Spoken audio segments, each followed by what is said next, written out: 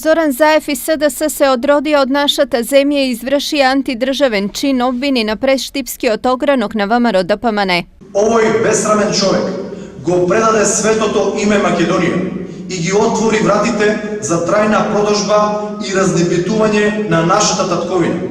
Со овој срамен договор, Заев и СДС се откажаа од македонската култура, традиција, историја, нација и македонското малцинство ширум целиот свет.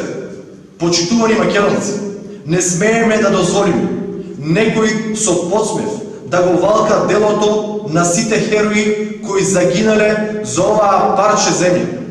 Не смееме да дозволиме нашите деца да растат во држава во која не останало ништо македонско. Договорот со кој што се става крај на 25-годишниот спор со Грција е во заштита на врвните национални и државни интереси, стои во реакцијата на СДСМ.